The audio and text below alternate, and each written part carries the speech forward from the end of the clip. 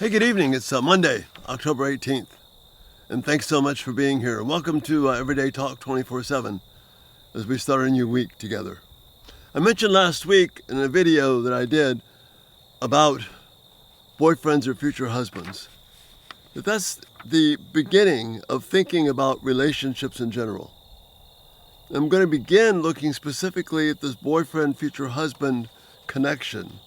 And then we're going to use that as a launching point into how we're going to discuss biblical relationships.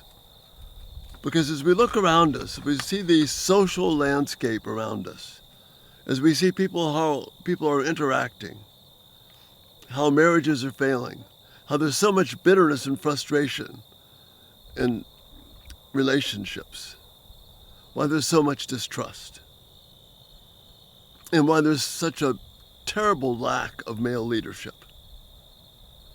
The Bible has answers to say about that. Good things for us to look at. You might hear a cow in the background, but that's cool. I'll enjoy out here on the farm. So last week I listed 4 points in a broad way, as opposed to a boyfriend or a future husband. A future husband is someone who's going to be totally committed to the relational, spiritual, physical health of his future wife. He's going to be totally committed to giving to her without the expectation of receiving. He's going to be totally committed to being satisfied with a one-flesh relationship with her and not anyone else.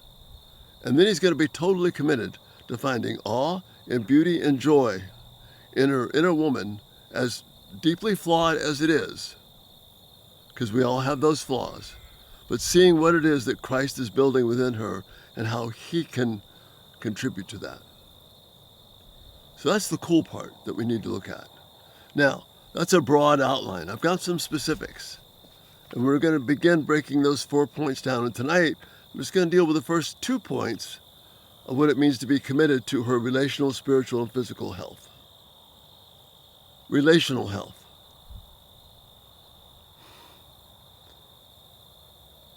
As a future husband, are you committed to care for her so that you show respect for her time?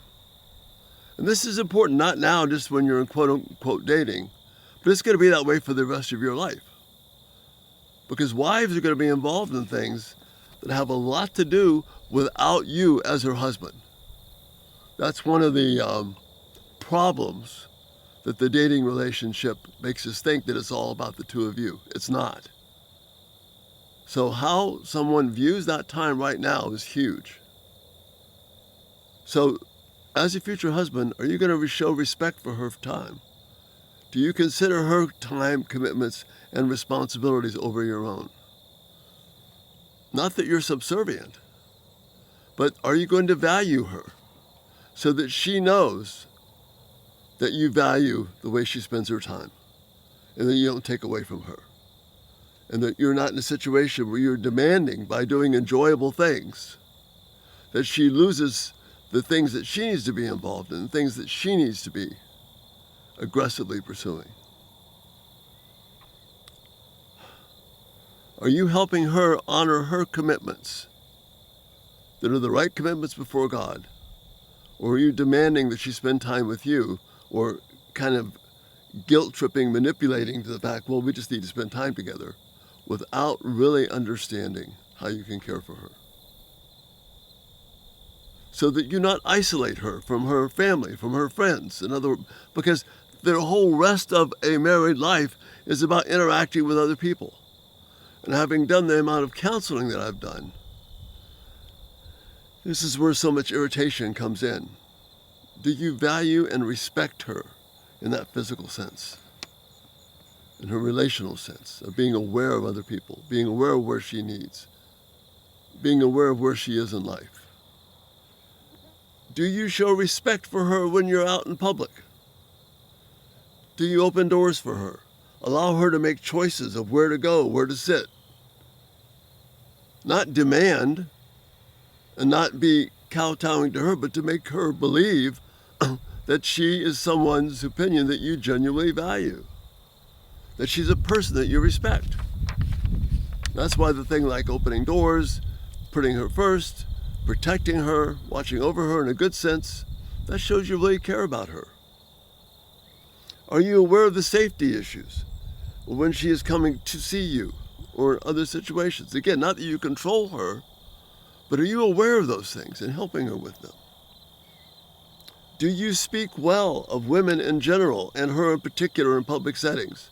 Like you're with the guys or whatever, and you kind of demean women or view them objectively and not view them for who they really are. See, that's not respecting her.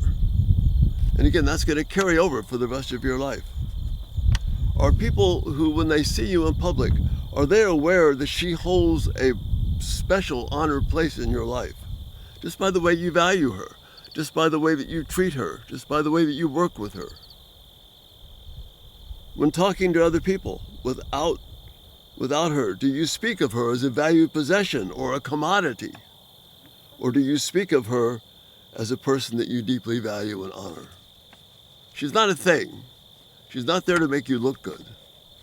She's someone God has given you so that you can truly honor him and her together.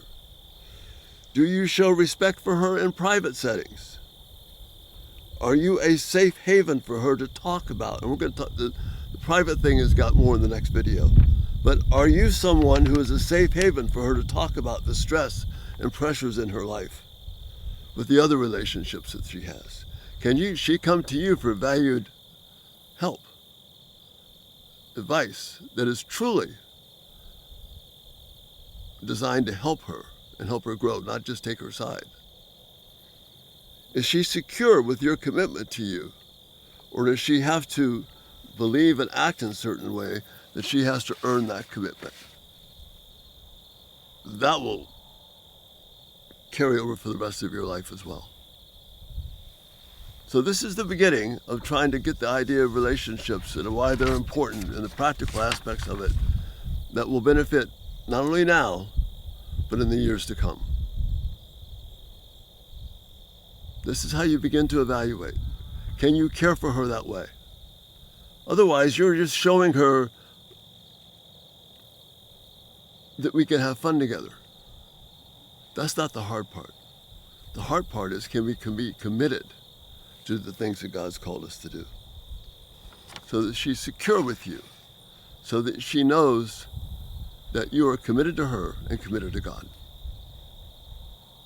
That's just the first little building block of building a relationship where you can evaluate, work together, and plan for a future that is not going to be one that's going to be plagued by emotional discord, but one that's blessed with strength. Give me some thoughts and feedback. Again, I want to be very practical on this, so I value your input. Thanks so much for being here tonight. Check us out Everyday Talk 24/7. If you haven't subscribed, turn on post notifications. These videos will come right to you. Thanks so much for being here. And Lord willing, we'll see you tomorrow. You have a great evening. Bye-bye.